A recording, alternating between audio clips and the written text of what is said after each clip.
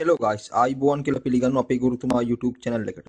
අපි මේ වීඩියෝ එකකින් කතා කරන්න යන්නේ 2000 පාස් පේපර් එකේ ත්‍රිකෝණමිතිය ප්‍රශ්නේ සම්බන්ධයෙන්. මම මේ ප්‍රශ්නේ තෝරගන්න ප්‍රධාන හේතුව තමයි මේ ප්‍රශ්نين ඕගොල්ලන්ට ත්‍රිකෝණමිතිය ගැඹුරු ප්‍රශ්නයක් හදන්න ඕන කරන හුඟක් ට්‍රික්ස් ප්‍රමාණයක් ඕගොල්ලන්ට අල්ල ගන්න පුළුවන්. එහෙනම් අපි දැන් ප්‍රශ්නෙට යමු.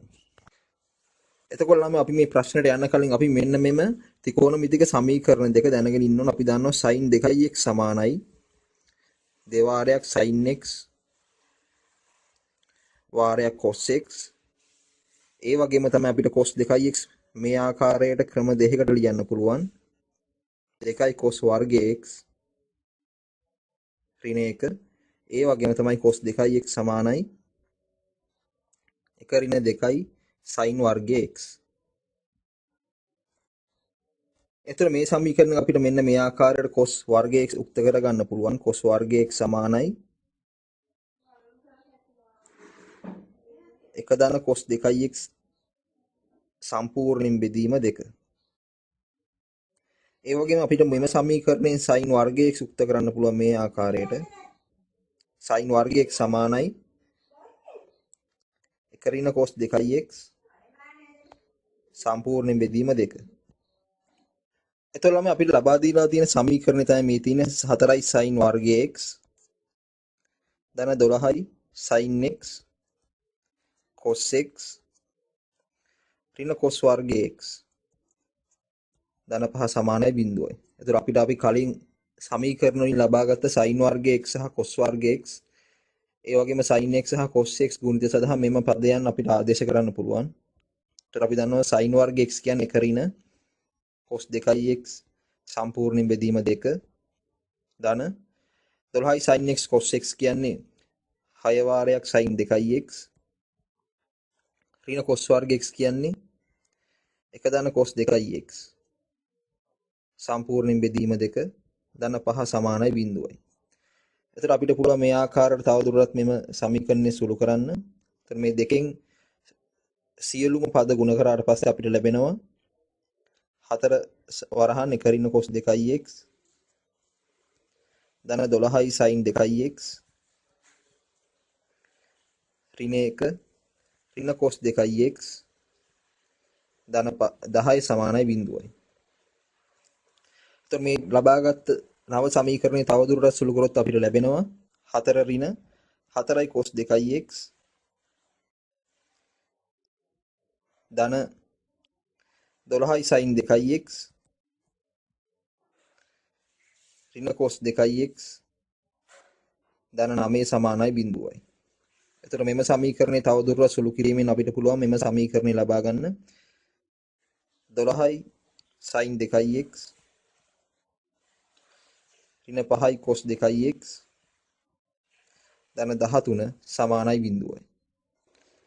එතකොට අපිට පුළුවන් අපි දැන් මේ ලබාගත් සමීකරණය තවදුරටත් මේ ආකාරයට සුළු කරන්න අපිට පුළුවන් 13න් මේ දකුණු පැත්ත සහ වම් පැත්තේ තියෙන සියලුම පද බෙදලා මෙන්න මේ ආකාරයෙන් නව සමීකරණය ලබා ගන්න.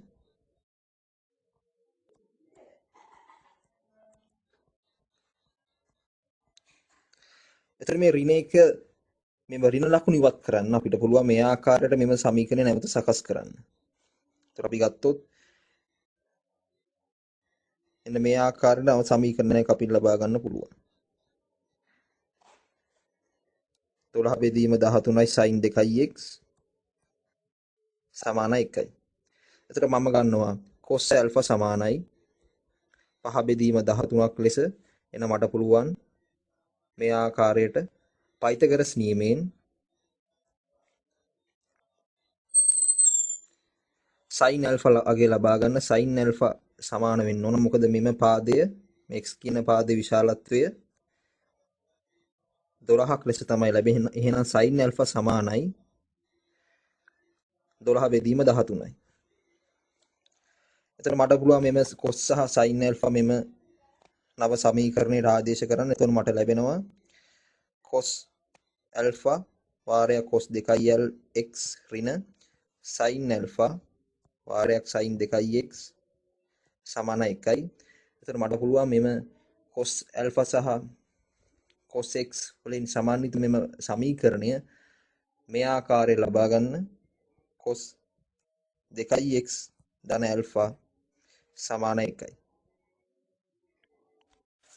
එතකොට මට පුළුවන් මෙම සීරීස් සූත්‍රයෙන් ලබාගත් මෙම සමීකරණය මේ ආකාරයට සුළු කරන්න cos 2යි n5 ලෙස. එතකොට මොකද මේ x කියන කෝණය විචලනය වෙන්නේ බිඳුවත් 2යි5 ඒ කියන්නේ අංශක 180ත් අතර තමයි මේ x කියන කෝණය විචලනය වෙන්නේ.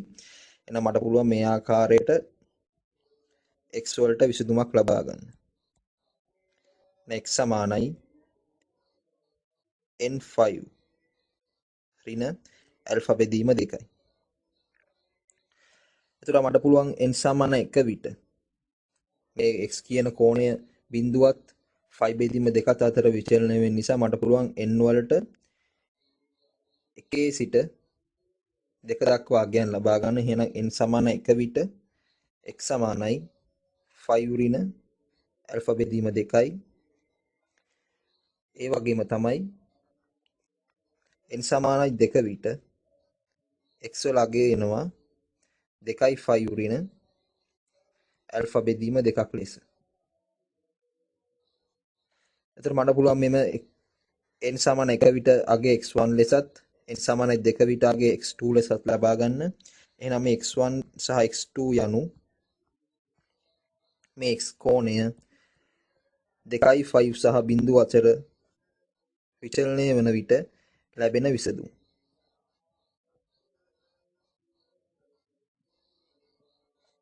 අපි බලමු ඊළඟට දෙවෙනි කොටස සම්බන්ධයෙන්. එතකොට තියෙන්නේ ත්‍රිකෝණය සඳහා sin නියමය සහ cosine නියමය ප්‍රකාශ කරන්න කියලා කියනවා.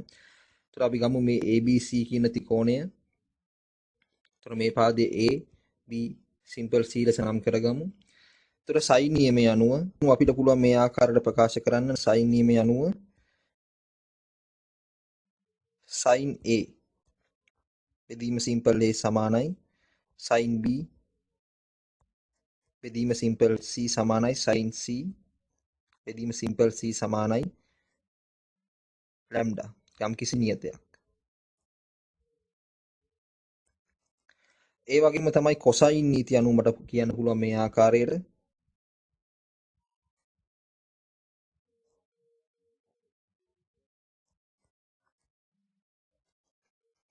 cos A සමානයි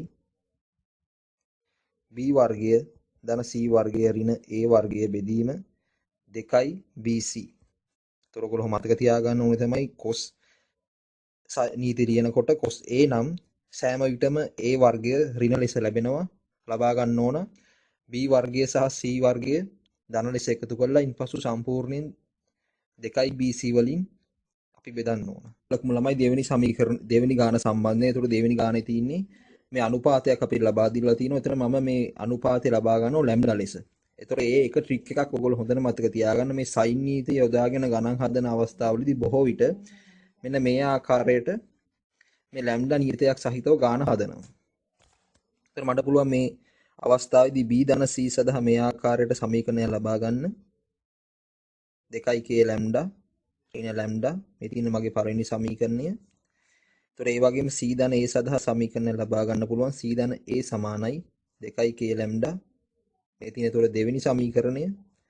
ඒතර ඒ වගේම A ධන B සමානයි 2k ලැම්ඩා ධන ලැම්ඩා මේ තියෙන්නේ තුන්වෙනි සමීකරණය. අනිත් එක ඔයගොල්ලෝ බලන්න මේ ගානේ තියෙනවා මෙතනි දෙකක් 2k වෙනුවට k විතරයි සඳහන් වෙන්නේ.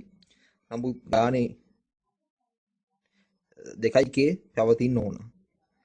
ඒතර අපිට පුළුවන් මේ සමීකරණ සමගාමී සමීකරණ සුළු කරන ආකාරයට සුළු කිරීමෙන් මෙන්න මේ ආකාරයට අගයන් ලබා ගන්න. මම පළමු සමීකරණයෙන් දෙවෙනි සමීකරණය අඩු කරලා මේ ආකාරයට b ඍණ a සමානයි ඍණ ලැම්ඩා ලෙස හතරවෙනි සමීකරණය ලබා ගන්නවා. එතකොට මට පුළුවන් මේ හතරවෙනි සමීකරණය සහ තුන්වෙනි සමීකරණය එකින් එක සුළු කිරීමෙන් මේ ආකාරයට යම් ප්‍රකාශනයක් ලබා ගන්න. එතකොට අපි දන්නවා 2b සමානයි 2k ලැම්ඩා ලෙස ලැබෙනවා. එම නිසා b සමානයි k ලැම්ඩා ලෙස මට ලබා ගන්න පුළුවන්. ඒ මාර්ගයෙන් මට පුළුවන් a සඳහා අගයක් ලබා ගන්න විට a සමානයි b ධන ලැම්ඩා. එම නිසා a සමාන වෙන්න ඕන k ලැම්ඩා ප්ලස් ලැම්ඩා. එතකොට මේ ආකාරයෙන් මට පුළුවන් ළමයි c සඳහා අගයක් ලබා ගන්න. එතකොට c සමානයි අපි දන්නවා දෙවෙනි සමීකරණයේ අනුව 2k ලැම්ඩා ඍණ සිම්පල් a. එතකොට අපි දන්නවා මේ සිම්පල් a සඳහා මෙම අගය ආදේශ කිරීමෙන් k ලැම්ඩා මේ ආකාරයට නව පදයක් ලබා ගන්න. එතකොට මේ පදයෙන් මට පුළුවන් c සමානයි මෙන්න මෙම ආකාරයට ප්‍රකාශනය ලබා ගන්න ලැම්ඩා වාරයක් k ඍණ 1යි. එතකොට මෙම සිම්පල් c, සිම්පල් a සහ සිම්පල් b වල අගයන් මෙන්නම sin නීතිය සඳහා ආදේශ කිරීමෙන් මට පුළුවන් මෙන්න මේ පළවෙනි ප්‍රකාශනය ලබා ගන්න. එතකොට අපි ගත්තොත් sin a බෙදීම සිම්පල් a කියන්නේ ලැම්ඩා වාරයක් k ධන 1යි සමානයි. එතකොට sin b බෙදීම සිම්පල් b කියන්නේ එතකොට k ලැම්ඩා සමානයි sin c බෙදීම සිම්පල් c කියන්නේ ලැම්ඩා වාරයක් k ඍණ 1. අපිට මේ ලැම්ඩා ඉවත් කිරීමෙන් මේ ආකාරයට අවශ්‍ය කරන ප්‍රකාශනය ලබා ගන්න පුළුවන්.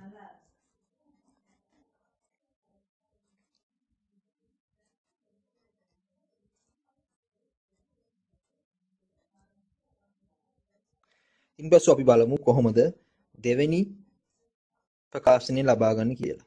එතකොට මම දන්නවා cos a සමානයි b වර්ගය ධන c වර්ගය ඍණ a වර්ගය බෙදීම 2යි bc. එහෙනම් මට පුළුවන් මෙම abc අගයන් මෙම cos a ඉන්පසු මම ලියන cos b සහ cos c ප්‍රකාශන සඳහා ආදේශ කරලා මේ ආකාරයට මෙම පද සුළු කරන්න. k වර්ගය ලැම්ඩා වර්ගය.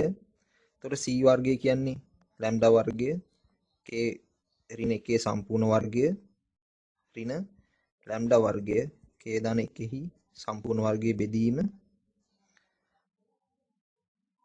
2යි k ලැම්ඩා වර්ගය k ඍණ 1. එතකොට මට පුළුවන් ලැම්ඩා වර්ගය මේ ආකාරයට ඉවත් කරන්න.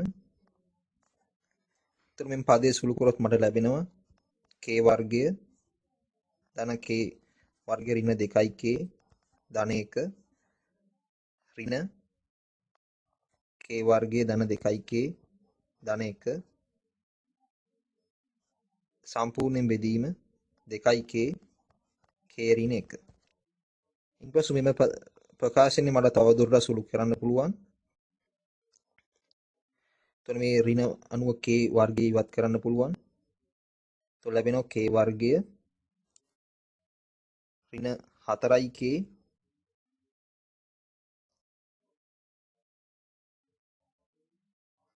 බෙදීම 2k k ඍණ 1. ඊපස්සේ මට බලන්න මේ k පොදු පදේ ඉවත් කරන්න. එහෙනම් ලැබෙනවා k ඍණ 4 බෙදීම 2යි k ඍණ 1. මම cos a වලට ලබා ගත්තා වගේම මට පුළුවන් cos b වලට මේ ආකාරයට ප්‍රකාශනය ලබා ගන්න. cos b සමානයි අපි දන්නවා a වර්ගය ධන c වර්ගය ඍණ b වර්ගය සම්පූර්ණ බෙදීම 2යි ac. එතකොට මට පුළුවන් මේම අගයන් ආදේශ කරන්න abc වල අගයන්.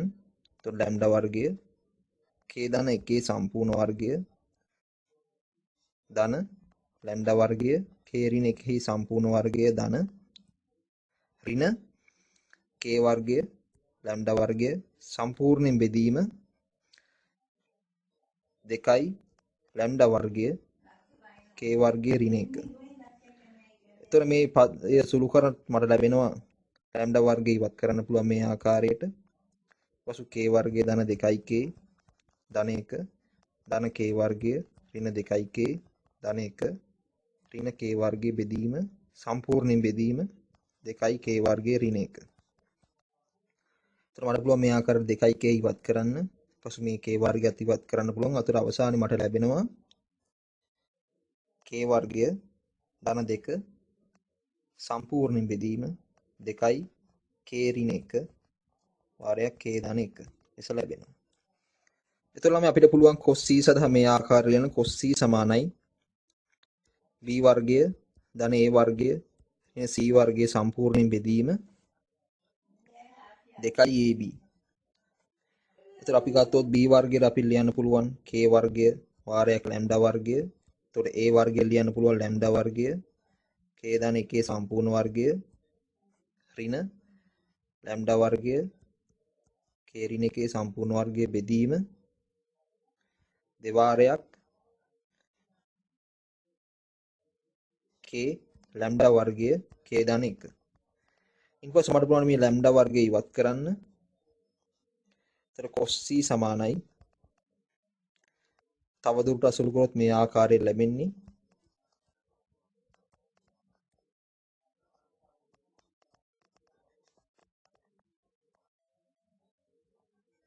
දෙකයි k ධන 1. ඊපස්සේ මෙම ප්‍රකාශනයේ තව දුරට අසුළු කරොත් මට ලැබෙනවා මේ k වර්ගය ඉවත් කරන්න පුළුවන්. එතකොට මේ ආකාරයට සුළු කිරීමෙන් මට පුළුවන් cos c සමානයි k වර්ගය ධන 4k සම්පූර්ණ බෙදීම 2k k ධන 1. ඊපස්සේ මේ k පොදු පද ඉවත් කරන්න පුළුවන් මට මේ ආකාරයට k ධන 4 සම්පූර්ණ බෙදීම 2k k ධන 1 නිසා cos c සමානයි k ධන 4 සම්පූර්ණ බෙදීම දෙවාරයක් k ධන 1. එතකොට ළමයි අවසාන වශයෙන් මට මේ cos a cos b සහ cos c සඳහා මේ ආකාරයට පද ලැබෙනවා. එතකොට මට පුළුවන් අපි ගත්තොත් මේ cos b වල මෙන්න මේ ආකාරයේ හරේ පදයක් තියෙන නිසා k වර්ගයේ ඍණ 1 කියන හරය තියෙන නිසා මට පුළුවන් මෙන්න cos a වලට මෙන්න මේ ආකාරයෙන් ලියා ගන්න. cos a k ඍණ 4 වාරයක් k ධන 1 සමානයි 1 යට 2යි k වර්ගයේ ඍණ 1. ඊට පස්සේ මට පුළුවන් cos b මේ ආකාරයට සුළු කරන්න. ඒතර cos b ගත්තොත් මේ ආකාරයෙන් ලැබෙන්නේ k වර්ගය ධන 2 සමානයි 1 යට 2යි k වර්ගයේ ඍණ 1. ඒතර cos c වලට ලැබෙන්නේ cos c බෙදීම k ධන 4 k ඍණ 1 සමානයි 1 යට 2යි k වර්ගයේ ඍණ 1. මේ ප්‍රකාශන තුන යොදා ගනිමින් අපි දන්නවා දකුණු අත පැත්තේ තියෙන්නේ පද තුනම එක බෙදීම දෙවාරයක් k වර්ගයේ ඍණ 1. එහෙනම් මට ලියන්න පුළුවන් cos a බෙදීම k ඍණ 4 වාරයක් k ධන 1 සමානයි cos b k වර්ගය ධන 2 මේ පදේ සමාන වෙන්න ඕන cos c k ධන 4 බෙදීම k ඍණ 1. ඒතර අවසාන වශයෙන් මේ අවශ්‍ය කරන සමීකරණය මට ලැබෙනවා